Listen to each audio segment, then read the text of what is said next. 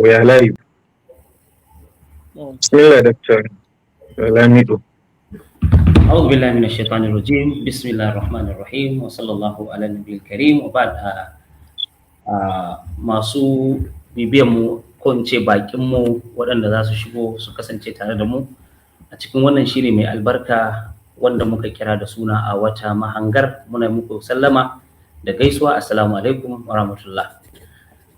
Alhamdulillahi, wannan rana ce da muka yi ta jira, muka yi ta dako, kuma Allah ta'ala ya kawo mu ranar da zamu fara wannan tattaunawa ta musamman a wannan shiri namu na musamman a wata mahangar tattaunawa akan wato al'amura da suka shafi al'ummar mu a jiya da yau da kuma goben mu.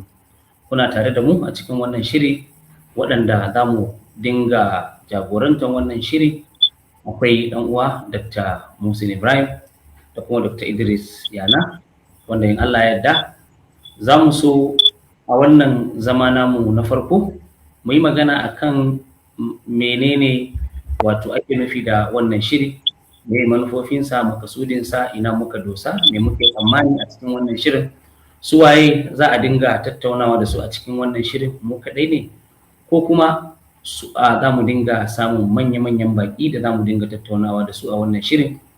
Wane irin al'amura za mu dinga tattaunawa, duk insha Allah a wannan shiri na farko za mu tattauna da ku baki daya insha Allah.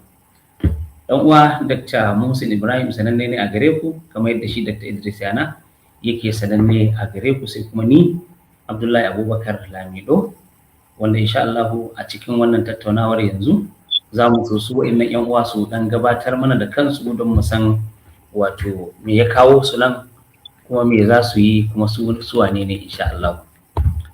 Dakta, bismillah. Sai ka fara dakta, abu girma. Sai ka fara da kanka. Tunda yana ɗaya daga cikin wata mahangar ba wa yi gaba girman su ba. Ana Bakar Lamido, kuma ni a ɗan Gombe ne, garin Gombe, amma mazaunin Kano da Gombe da Najeriya. Ina karantarwa a jami'ar Bayero ta Kano a fannin tattalin arziki, wato a Department of Economics. Sannan kuma kamar yadda yan uwa watakila za su sani, na taso cikin ayyukan wato matasa da abin da ya shafi ciyar da matasa gaba da nuna musu alƙibla, saboda tasowar da muka yi a cikin ƙungiyar MSS, Muslim Student Society of Nigeria, wanda har muka rike matsayi na National President, kuma har kafin sama na rike matsayi na National President na Muslim Corpus Association of Nigeria.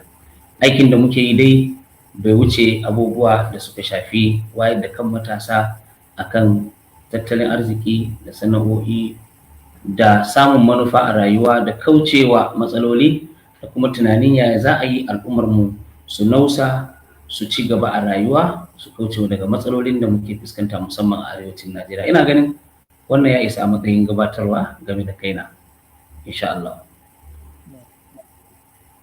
Allah, sai ɗayan yayan nawa.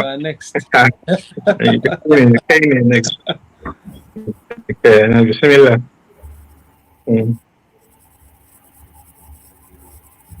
Na'am Dr. Idris. Mutane suna jiran su ji daga gare ka.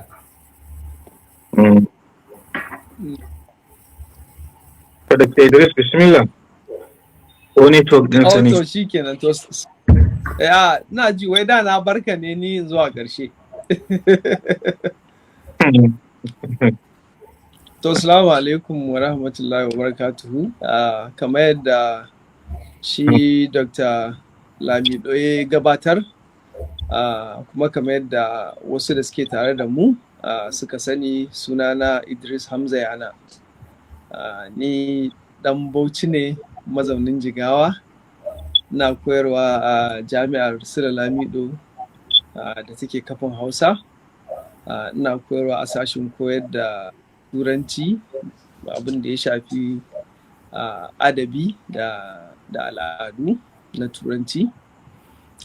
Kuma ni mutum ne wanda yake kullum burina shine mu ga yadda za mu samu ci gaba a arewacin Najeriya a samu yalwata ta arziki da kwanciyar hankali da zaman lafiya.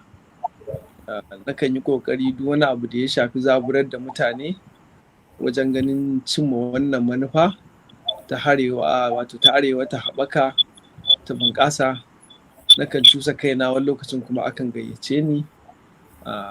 Ina maganganu a tarurruka da yawa, irin su tarurruka na TEDx da Facebook Connect da sauransu, wadda dai dubiya ne na azaburar da musamman matasa wajen ganin sun tashi sun dogara da kansu kuma sun yi zuciya sun nemi na kansu.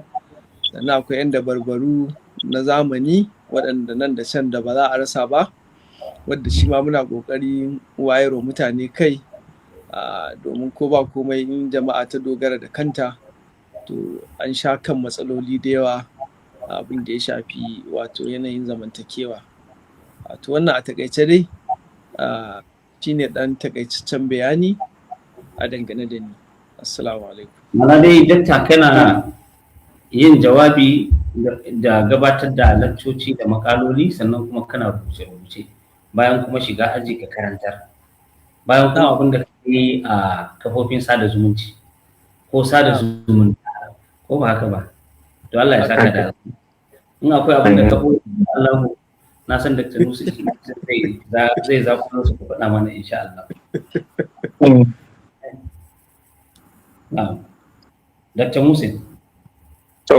Jama'a, salamu alaikum, da fatan muna lafiya, muna godiya da kasancewa da kuka yi tare da mu a cikin wannan sabon shirin namu. Kamar yadda yayyena suka fara magana kuma malamai na, ni sunana Muhammad Muhsin Ibrahim, a haifaffen cikin garin Kano, unguwar Gwale, kuma a nan na soma makaranta, na yi firamare, na yi sakandare, na jami'ar Wudil, na je Bayero University Kano. Subhanallah, kamar network ya samu matsala ko? Muna jinka. Okay. Na je jami'ar Bayero University Kano, na soma digiri na farko. In ikon Allah daga nan kuma na je India na yi karatun digiri na biyu, wato masters kenan. Na dawo tun ma kafin na tafi India da na soma aiki da Department of English and Literary Studies na Bayero University Kano. Dama abin da BA English ne. Na je India na yi karatun digiri na biyu, wato masters. Na dawo na ci gaba da aiki a sabon Department na Theatre and Film Studies, wanda kuma daga baya aka mai da shi Theatre and Performing Arts. To ina cikin aiki na kuma alhamdulillah na samu wata damar na tafi kasar Jamus don yin karatun digirgir da ake ce mai wato PhD. Na kammala a shekarar 2021, kuma daga nan dai na ci gaba da zama a can ina aiki a Institute of African Studies and Egyptology a University of Cologne. Amma yanzu ina Najeriya, kamar yadda na faɗa a rubutuna na jiya a Facebook da LinkedIn. Na zo wani taron ƙara wa juna sani saboda littafi da na wallafa. To shi yasa ma na sa kayan mutanen. Na zama odd a cikin wannan taro. Na ji kamar wani iri saboda sauran malaman sun saka hula da kayan Hausawa, ni kuma na saka ai ka san kowa da ta mahangar da zai shigo shirin wata mahangar. Ka shigo ta mahangar wanda suke zaune a birnin Cologne ne. Yawa, shigo da tayanar ta wace mahangar ya shigo ne. Lalle kuwa. Ni yau ta mahangar ranar Asabar ne, ranar ɗaurin aure. Ba mamaki wani satin ka gani ni ma da irin shaɗin Dr. Muhsin. Dr. Muhsin ɗan Cologne yana Najeriya, ni kuma ɗan Najeriya yanzu ina Ghana a lokacin da muke wannan tattaunawar. Ni dai ɗan Najeriya ne kuma ina Najeriya. To masha Allah. Amma kai ma kai karatu. Kace shi ma ai yayi karatu a Ingila. Shi ma ka gani duk abun naku ga Ingilanci ga Najeriyanci ne. Kamar kai ka je ga Hausa ga Indiyanci ga Turanci ga kuma ma wata Jamusanci. Ga Jamusanci kuma yanzu ba. Allah ya taimake mu. Ina ganin abubuwan da za mu faɗa game da kanku musan ku suna da yawa saboda abubuwan da kuke gudanarwa alhamdulillah a kafofin sada zumunta. Kamar irin mu ba mu cika yin na kafofin sada zumuntan sosai ba, mun fi yi a kafofin talabijin kamar su Sunna TV, kamar su Africa TV, kamar su makamantansu, kuma mun fi ɓangaren abin da ya shafi rubutu da kuma zuwa tarurruka dai a cikin jami'o'i da makamantansu. Namu abin kuɗin sirri dan ɓuya a ciki ba kamar irin naku da yake bayyana sosai ba. Allah ta'ala ya mana mafaka. To shi wannan shirin an samu suna a wata mahangar. Dr. Musin, na san kai kana da alaka da yare da ƙwarewa akan ɓangaren linguistics a harshe da sauransu, harsuna da sauransu, kamar shi ma Dr. Yanan ba zai rasa kaso mai tsoka a wannan babin ba. Wai shi wannan suna mutum in ya saurare shi ba lallai ya gane ina aka dosa a cikin shirin ba. Amma masu bibiyan shirin tun karon farko za su so su san me ake nufi da wannan suna mai tsada da kuka tsaya a matsayinku na ƙwararru kuka zaɓulo mana na wannan shirin.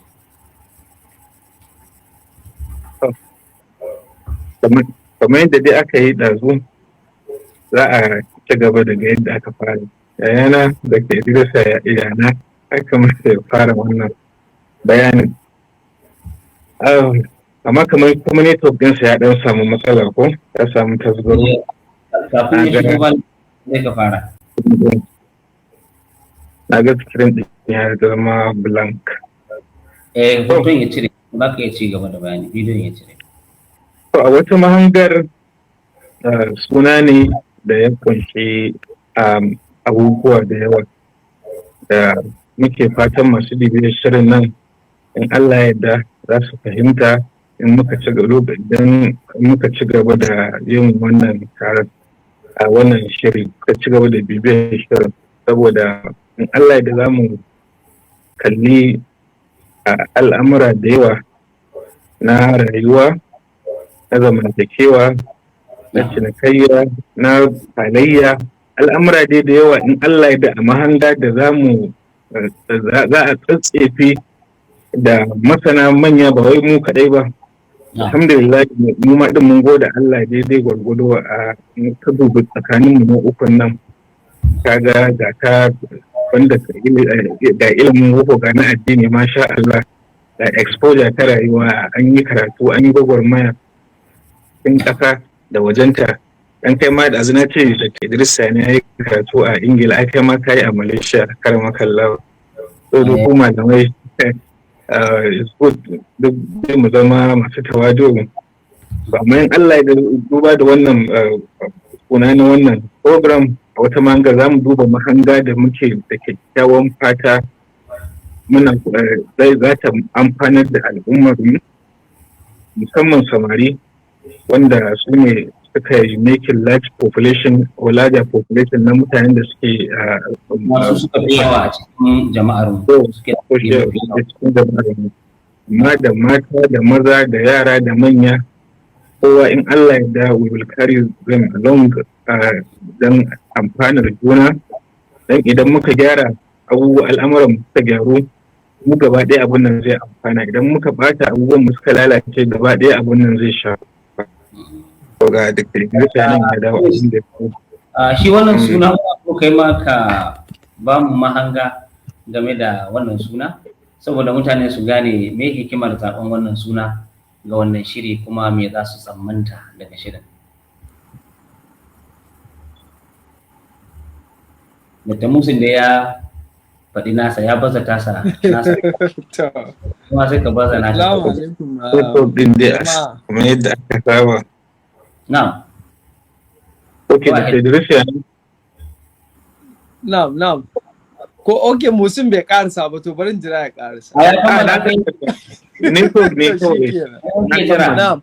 To, dakta kamar yadda sunan shi wannan shiri ya nuna shi ne, wato za mu yi waige baya sannan mu hango gaba. Babbar manufar dai ita ce arewa. Arewan nan tamun muka duba yanayin girma da burin ƙasar da take samu. Akwai buƙatar tsare-tsare da shirye-shirye irin waɗannan daga ɓangarori da dama, saboda mu taru mu gudu tare, mu tsira tare. To, a wata mahangar mun yi wa al'umma adalci ne. Misali za ka samu a irin kafafe na sada zumunta, irin Facebook da sauransu, akwai mutane waɗanda sukan yi ƙoƙari, Allah saka musu da alkhairi, wajen bujurowa da wasu maudu'ai da tattaunawa da sauransu, wadda duka gaba ɗaya burinmu shine ci gaban al'umma, zaman lafiya da yaɗuwar arziki. To mu ma za mu rinka dubowa, za mu rinka hangowa ne wasu ɓangarorin, a yayin da za mu duba abin da yake faruwa yau, amma za mu waiga baya mu duba tarihi, sai mu ga shin cewa tarihin nan wace rawa ya taka bisa akan abin da yake faruwa yau, sannan wace haskawa zai mana wajen ganin cewa gobenmu ta fi yau ɗinmu kyau, kuma ta fi jiyanmu haske. To shi ne hangawar da za mu rinka yi. Sannan babu wani maudu'i da ba za mu iya taɓawa ba, kamar yadda Dr. Muhsin ya fara magana, abin da ya shafi tattalin arziki, abin da ya shafi addini, abin da ya shafi tarbiyya, abin da ya shafi zamantakewa, abin da ya shafi tarihi, kai hatta siyasar duniya da siyasa ta zamantakewar mu duka za mu duba. Hangowa za mu rinka yi, mu duba ina ne hankalin mutane bai kai ba, mu kuma sai mu hango shi. Shine makasudin wannan sunana a wata mahangar.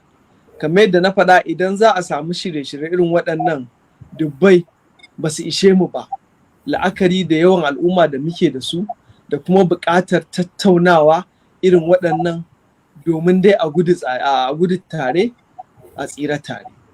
Mana dai a takaice shi nuna mana wannan shirin, wato kana iya cewa yana da ɓangarori, wato zai duba rayuwa ta ɓangarori daban-daban, zai tattauna matsaloli ta mahangar jiya me ya faru, don mu san tarihi saboda muhimmancin tarihi, sannan mu ga me yake faruwa a yau, saboda yau ai ita ce take tabbatar da ina za a dosa kuma ina aka fito, wani darasi za mu koya daga jiya. A yau ne muke koyan darasin da za mu koya daga jiya. Sannan kuma abin da ya fi muhimmanci shine a koyi darasi daga jiya, don amfanin tarihi ba shine a karanta a ce Allah sarki su wane sun yi kaza ba. Manufan tarihi shine don ka koyi darasi mai kyau, abin da aka yi mai kyau a baya kai ma ka koya ka yi shi, ka tsara da za ka yi shi a gobe kuma ka fara daga yau. Abin da aka yi na kuskure kuma ka koyi darasin sa, sai a yau ɗinka ka yi shirin kauce masa gobe, sai kuma ka tsara goben ya za ta kasance. Wannan shine makasudin tarihi. Don haka dai akwai duba jiya, akwai duba yau, sannan kuma duba gobe. Amma mahanga ta ilimi, wato ta hujja, ta dalili, ta hankali, ta hikima, ta sanin ya kamata, ta ƙwarewa, ba mahanga irin ta abin da suke cewa teburin mai shayi da abin da na ji kawai zan faɗa ba. Shi yasa ma a shirin ake magana akwai abin da aka tsara na manufofi, wanda daga cikin tattaunawar da muka yi zuwa yanzu na tabbata masu sauraron mu wataƙila za su iya fahimtar ma menene ko mecece manufa ko menene manufofin wannan shirin. Alabar shi kuma in suna buƙata a tsefe musu 1, 2, 3, na san za mu iya lissafo wasu daga cikin manufofin ko ina ganin ba zai yi wani mu ce don haka kenan a cikin manufofin akwai kaza, akwai alifin, akwai ba'un, akwai ta'un, har zuwa ya'un da su. Ina ganin daga ranka za mu fara badatta yana akan manufa. Bisa tattaunawar nan kenan yanzu menene manufofin wannan shirin? To, kamar yadda kace za mu iya tsetsefe wasu waɗannan manufofi, kuma kafin na kawo su muna ƙara tunatarwa mutane cewa idan mutum yana da tambaya zai iya zuwa wato wajen comment section a live da muke yi ya rubuta tambaya, kuma insha Allah za mu amsa masa wannan tambaya. Sannan mutane su fahimci cewa da ni da kai da Dr. Muhsin masu gabatarwa ne, ba mu ne kullum za mu yi ta bayani ba. Daga wani satin za mu nemo wani ƙwararre ne ko wani masani mu sa shi a gaba muna masa tambaya yana ba da ansa mun shiga aji. Daga cikin manufofinmu kamar yadda na ce za mu duba tarihi. Tarihi yana da matuƙar mahimmanci, kamar yadda Bature yake cewa shi tarihi kamar madubi ne. Idan ka duba ka kallo za ka ga me ya faru a baya. Kuma duk al'ummar da bata san tarihinta ba, to bata san kanta ba. Saboda haka dole mu san daga ina muka fito, mu dinnan suwaye. Idan muka duba tarihi za mu ɗauko shi a matakai kala-kala. Misali, tarihi a mahanga ta addini, tarihi a mahanga ta zamantakewar mu, tarihi a mahanga ta al'adu, da kuma tarihin yanayin tattalin arziki da abubuwan da suka kawo mu yau halin da muke ciki. To wannan shine na tarihi. Sannan za mu duba zamantakewar mu ta yau. Shin arewan da muka tsinci kanmu a yau ita ce arewan da muka taso muna yara muka tsinci kanmu a ciki? Amsar ita ce ba irin arewar ba ce. Idan ka ɗauko yanayin karatu da yanayin zamantakai, hatta abincin da muke ci yanzu lokacin da muka taso shekaru 30 da wani abin da suka wuce ba irinsa muke ci. To tunda zamantakewar mu ta yau ba irin ta jiya ba ce ba, to ta yaya ne za mu inganta tunaninmu domin ya zama ya dace da zamantakewar mu ta yau? Misali, lokacin da ne primary school doctor, da gajeren wando na zan rataye jakata ta buhun gishiri, in kama hanya in tafi makaranta, in canki wannan dutsen, in jefi wannan tsuntsun na tsallaka sabara, in je Central Primary School. Yanzu a yanayin zamantakewar mu, yaran da suke kaiwa kansu primary school ba su da yawa. Kowa za ka ga babansa ya ɗauke shi, walau a kai shi a mota ko a mashin ko a ɗauka masa keke napep da shi da ƙannansa da sauransu. Kuma kana rike da muka taso lokacin dukkanmu nan makarantun gwamnati muka yi, kuma ilimi ne wadda aka samu wadda yana da ƙwari da ƙarkon da mutum zai iya zuwa ko yana gogayya da shi. Yanzu suicide babba shine ka ɗauki ɗanka ka kai shi makarantar gwamnati. Wannan muka ɗauki ɓangaren abin da ya shafi ilimi kenan. Idan ka ɗauki ɓangaren al'ada, da a unguwanninmu misali, za ka ga cewa a unguwa akwai wani babba da kowa yake tsoro, daga yara har iyayen yaran. Idan yaro ya laifi zai je ya sallama a zaure a kawo masa yaro ya hukunta shi, baban yaro ya fito ya masa godiya kuma ya tafi. Yanzu wannan abin ya yi karanci. Kaga wannan abin da ya shafi zamantakewar mu, abin da ya shafi yanayin tarbiyya kenan. To haka in ka ɗauka kowanne ɓangare na rayuwar mu a yanzu, in ka kalle shi a baya shekaru 30, yanzu ba hatta wannan tattaunawar da muke yi dokta, shekara 20 ba mu isa mu samu damar yin ta ba. Saboda in za ka irin wannan tattaunawar sai dai ka je gidan NTA, sai ka je ka an bi tsari, ka yi rubutu, an je wurin general manager ya ba da dama, sannan a ba ku shiri wadda za ku rinka yi, wata ilma a ce sai kun biya. Amma yanzu ni ina ɗaki na, Dr. Muhsin yana ɗaki a hotel a Lagos, kai kana ɗaki a hotel a Ghana, ga mu muna tattauna matsalolin arewa, kuma mutane suna kalla, ba sai an je ana seta antena wato area ana hoto ya kawo murya ta kawo ba. Kaga a abin da ya shafi technology, kaga zamantakewar mu ta yau ta sha bamban da zamantakewar mu ta shekarun baya. To kusan duk wani al'amari na rayuwa da ka ɗauka, kusan za ka ga cewa zamantakewar yanzu ta bambanta.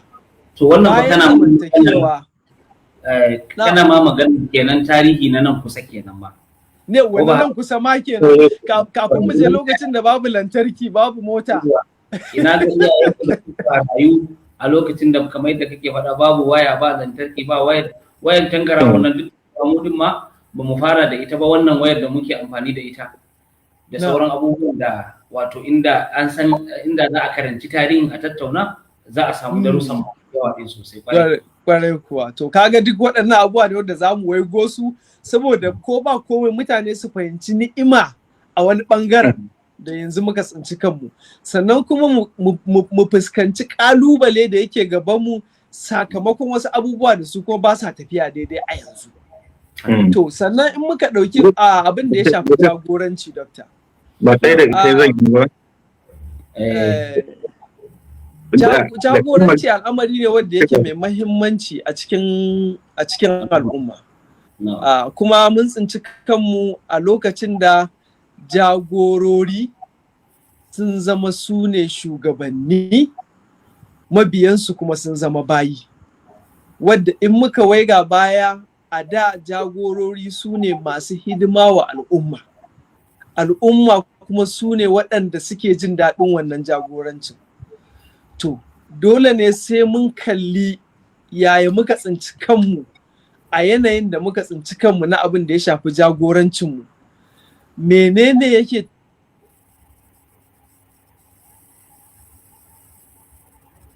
to kamar dakta ya ɗan yi rawa ko kamar to dole shi ma jagoranci za mu baza shi a faifai. Jagoranci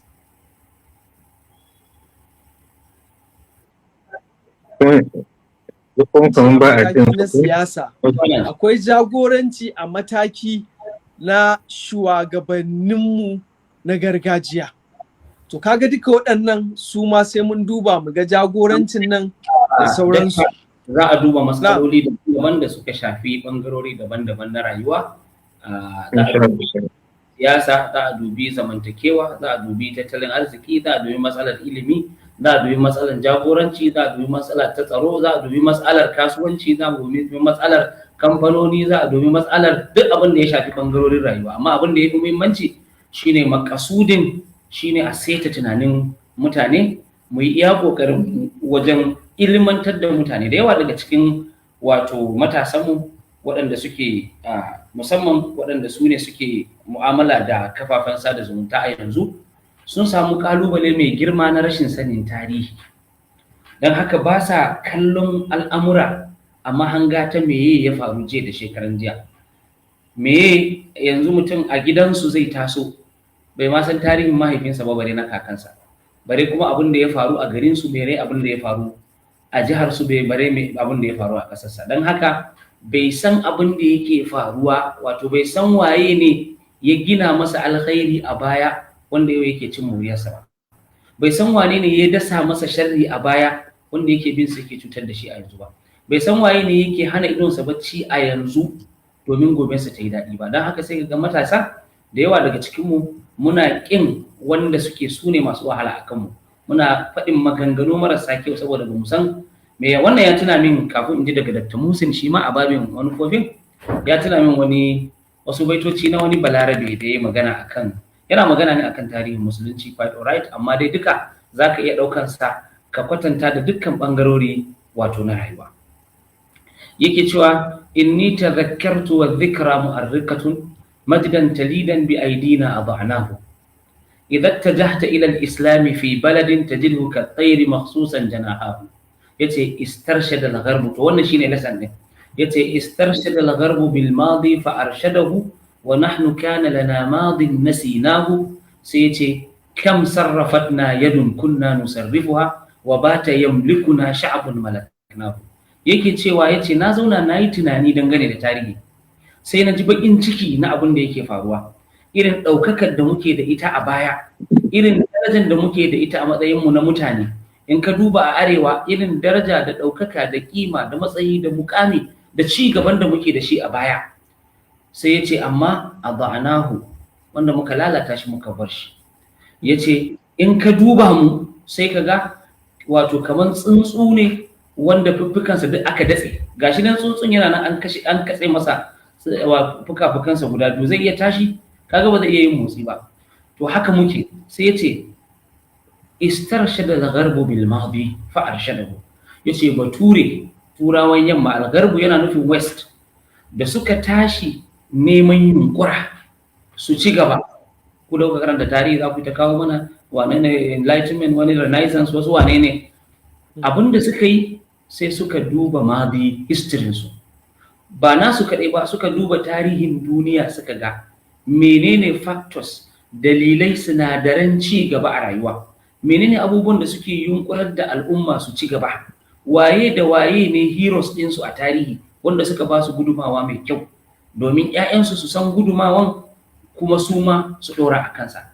Fa arshadahu, sai tarihi ya ba su guidance, ya ba su alƙibla, ya nuna musu ina ya kamata su dosa. Sai ke cewa wa nahnu kana lana madin nasinahu, amma mu muke da magabata a baya. Idan ka duba a duniyance, in musulunci kake duba, idan ka zo Najeriya, idan ka zo Najeriya, arewacin Najeriya mu ne muke da tarihi na ilimi, na kasuwanci, na tattalin arziki, na zamantakewa, na technology, na siyasa mai tsari. A lokacin da America take maganar yancin kanta, a lokacin da ake murnan cewa uwar ɗaya daga cikin shugabannin America ta fara koyon rubutu, a lokacin Nana Asma'u a arewacin Najeriya ta rubuta littattafai sun kai 40.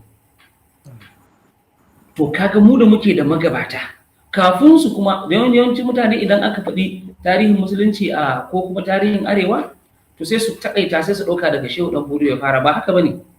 Kafin Shehu Ɗan Fodiyo an yi abubuwa da yawa a Borno. Daular Borno ta yi kaza, an gina tsari shekara 1000 da suka wuce.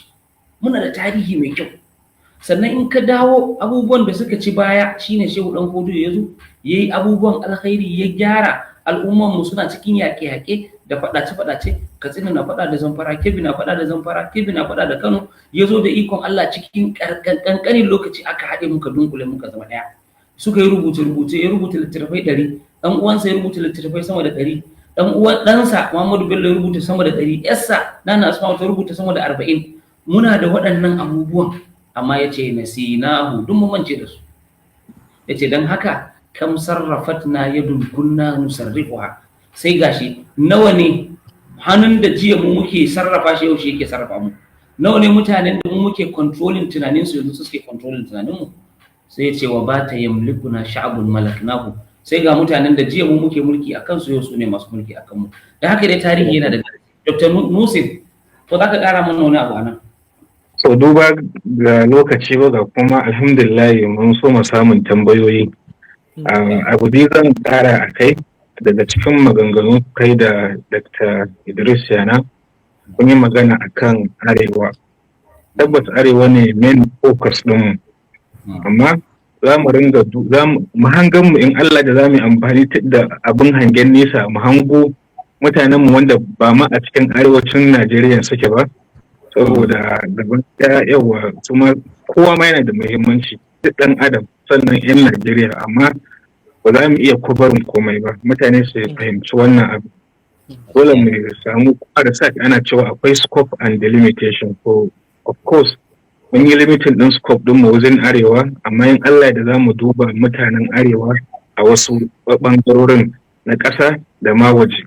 Na faɗa haka ne saboda inda muka yi wannan conference ɗin da na zo Lagos a kai, bayan wajen na ga Hausawa, na ga dai mutanen arewa zan ce in general, kuma har da Allah abinda irin halin da na gansu suna zaune a ciki, jiya da shi na kwana a raina, yau ma da shi zan kwana a raina, saboda a can jiya muka yi sallar la'asar, azhar da la'asar a wajen nasu, yau ma a can muka yi ni da su Professor Malumfashi, Ibrahim Malumfashi, wanda yana ɗaya daga cikin bakin da zamu gayyata in Allah yadda a cikin wannan shirin. To sannan kuma tunda ni base dina Germany ne, kasar waje, muna da kungiyoyi a can, kaman akwai Arewa Community Germany, sannan akwai masarautar mutanen arewa zan ce a Paris.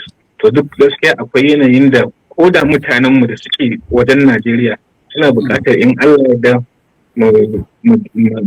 mu hango musu mafita, in Allah ya da ko baƙin mu hango musu mafita don a gudu tare a tsira tare.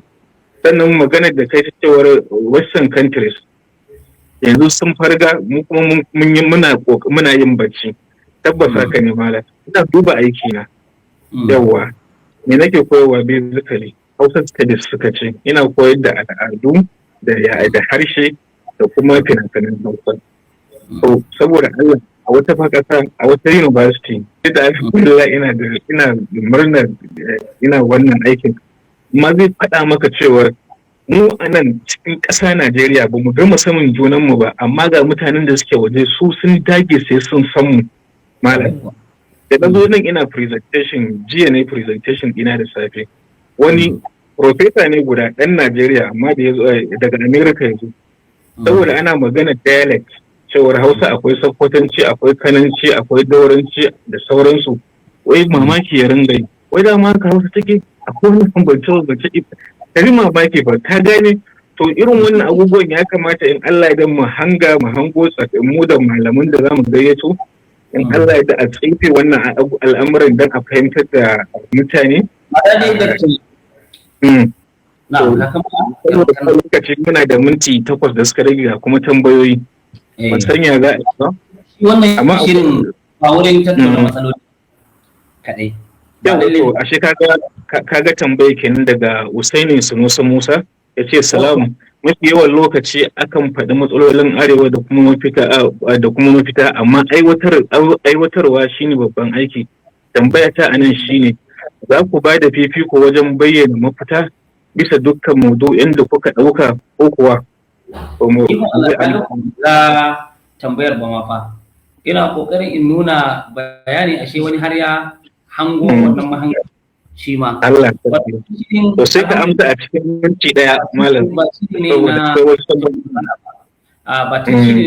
matsaloli ba shi ne na tattauna mafita na ilmantarwa da faɗakarwa da saburarwa da wayar da kai da nusarwa da wato haɓaka al'umma da tunanin ya za a yi mu gudu tare mu tsira tare. In kun lura kamar irin su Dr. Musa da sauran 'yan uwa da kuka gani ni zai yi wuya ga tattauna matsala ko da a social media ko a abun nan ko shirin da nake a program dina na Sunna TV da sauran programs ina magana ne akan mafita da kuma yaya za a yi domin makasudin tattauna matsala shine a samar da mafita akan ta. Da haka wannan shirin ba shiri ne na tattauna matsala ba kuma in Allah ya yarda mutane za mu dinga kawowa ba waɗanda za su zo su yi analysis su dinga ɗora muku lissafin matsalolin arewa akwai talauci akwai almajirci akwai kaza wannan duk mun sani amma ya za a yi insha Allah mu gane ina aka fito kuma mu ga yaya ina aka dosa wannan shine babban makasudin wannan shiri insha Allah. Sai na biyu ZY Muhammad Jigawa shi ma tambaya yayi irin ta wanda ya gabata cewar assalam tambaya ta ita ce bayan fito da matsalolin arewa akwai wani tsari da kuka shirya don ganin gyara ya tabbata a zahiri. Dr. Idris ya nan mai biyu ko zaka shigo wani tsari da muke da na'am to akwai tsare-tsare ma wato shi wannan dandali ba iya tattaunawa kawai za mu tsaya za mu dakatar da ayyukan mu akai ba akwai ayyuka misali daga cikin bakin da za mu rinka gayyatowa akwai mutanen da hamshakan mutane ne idan mun zo mun tattauna za mu yi amfani da wannan dama mu ga yadda za mu jawo su bayan outside the screen or behind the screen mu ga yadda za su kawo mana wani tsare-tsare misali yau in muka ɗauko matsalar matasa rashin aikin yi misali sai ka ɗauko wani masanin tattalin arziki ko wani attajiri mai kamfanoni da sauransu za mu iya tattaunawa da shi mu ga yadda za a samar wa matasa aiki na abin da ya shafi internship wanda za su fara domin su samu gogewa ko kuma a sama musu wani abu da ya shafi harkar ba da tallafin fara kasuwanci ko sana'a da sauransu. So muna so wannan dandali ya zama ba wai kawai wurin tattauna matsaloli ba ne ba da bayyana solution a'a har ma da kawowa solution din wato mafitar a aikace. In so samu ne nan da shekara ɗaya a ce ta dalilin wannan tattaunawa mun sama matasa abin yi misali ta dalilin wasu baƙi da muka gayyato an buɗe wata hanya da matasa za su samu wani abu domin su dogara da kansu. So in Allah da in dai mutane suna tare da mu suna bin mu, in Allah da za ku ga yadda za mu yi kokari wajen canja narrative, wato canja yadda ake tattaunawa ya zama kawai ba wai tattaunawar bace ba, akwai aiki insha Allah. Duk da cewa yanzu ba da ta yana cewa ka turo CV ka zai baka aiki wani in Allah ya da. Yana nuna cewa insha Allah za a ga me za a tattauna a wannan babin domin a samu da don babban abin da ya fi muhimmanci shine a wani lokaci ba a baka kifin bane a ko nuna maka yadda za ka iya kama kifin da kanka shine fi muhimmanci. Na'am dakta, kamar kana magana. Ina so ne acknowledge sauran masu comments ga sunan da yawa ba mu iya ambatar sunan kowa ba, kuma duk wanda ya yi comments mun karanta kuma muna godiya matuƙa. Allah ya saka da alkhairi. Muna fatan yanzu kuka soma bibiyar wannan shiri namu kuma kamar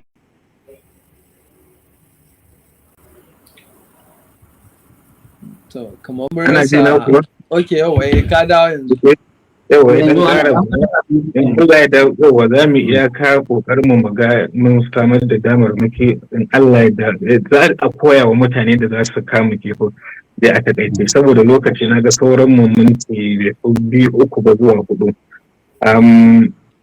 Ya batun bincin kuma wanda za mu fara da shi sati mai zuwa insha Allah.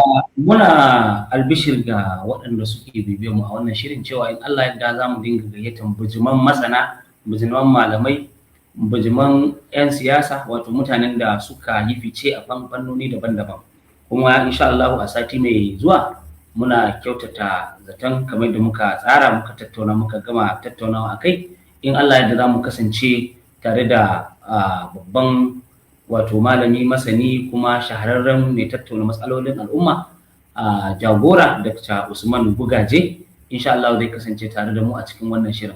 Shi Dr. Usman Bugaje kamar da kuka sani masanin tarihi ne, masanin siyasa ne, kuma masanin al'amuran yau da kullum ne na al'umma, kuma malamin addini. Ya haɗa abubuwa da yawa wanda insha Allah za mu kasance tare da shi a shirin gobe a wani sati. Amma kuma ba wai shi kaɗai bane irin mutanen da muke da su, ku ci gaba da kasancewa tare da mu saboda za ku samu manya-manyan masana irin su Farfesa Abdullah Uba Adamu wanda yake masani ne a shahararre, wanda kwanan nan ma ya yi murabus daga aikinsa na jami'a bayan ya cika shekara 70 a duniya. Sannan kuma kamar irin su Farfesa Salisu Shehu wanda shi ma yana cikin waɗanda in Allah ya yarda, su Dr. Aliyu Tilde, su Malam Ibrahim Ado Kurawa, su Farfesa Bonza, ga su nan dai masana irin su Farfesa Fantami da sauran manya-manyan wanda a bangaren malaman addini su Dr. Bashir Aliyu Umar, su Profesa Mansur Sakkwato, su Profesa Mansur Ibrahim Amin Mansur Yalwa da sauransu a bangaren malaman addini. Haka kuma a bangaren 'yan kasuwa su ma za mu dinga kawo muku mutane da dai bangarori daban-daban, da kuma matasa wanda suka yi fice suka shahara wajen abubuwa na ilimi da ba da gudumawa al'umma da kasuwanci da sana'o'i da tattauna ilimi da rubuce-rubuce da wallafe-wallafe da duk wanda suke wata ba da gudumawa domin mu ga yaya suka kuma me suka sani da sadan su sani. Sai dai abu ɗaya, tun da wannan shafin namu muna fata mutane za su bibiyi shafinmu, in Allah ya da in ana da wata tambaya za a iya turo mana, za kuma mu aje email da nambar waya da za a iya turo da ko saƙon SMS ko kuma ta WhatsApp. In Allah da ko ta shawara ko gyara duka da abin da ya samu muna maraba da shi, saboda yadda na faɗa wadda muka mafaɗa muna so mu ta haɗa ƙarfi da ƙarfe ne mu gudu tare mu tsira tare insha Allah rabbi. To yanzu saboda muna da minti ɗaya da ya rage, ko malam zai mana addu'a ta rufe taro da kuma vote of thanks dai in a few words. To masha Allah muna godiya ga duk wanda suka samu halartar wannan shiri, ko kuma waɗanda suka yi ta shirye-shirye har muka zo ga wannan gaba, su ma Allah ya saka musu da alheri, da kuma su ƴan uwana da muka tattauna a wannan shirin, daktoci guda biyu, likitocin ilimi guda biyu. Muna fata Allah ya saka kowa da alkhairi, da duk wanda suka kasance tare da mu. Ƴan uwa ku sanar da sauran wato waɗanda kuka sani a ƴan uwa da abokan arziki game da wannan shirin, kuma ku leka shafin mu ku tattauna, ku ci gaba da turo tambayoyinku. insha Allah ku kasance tare da mu a sati mai zuwa inda zamu ci gaba kamar yadda kuka gani in Allah ya yarda. Allah ya sa mu dace. Rabbana atina fid dunya hasana wa fil akhirati hasana wa qina adhaban nar. Subhana rabbika rabbil izzati amma yasifun wa salamun alal mursalin walhamdulillahi rabbil alamin. Wassalamu alaikum wa rahmatullahi wa barakatuh. Wa alaikum assalam.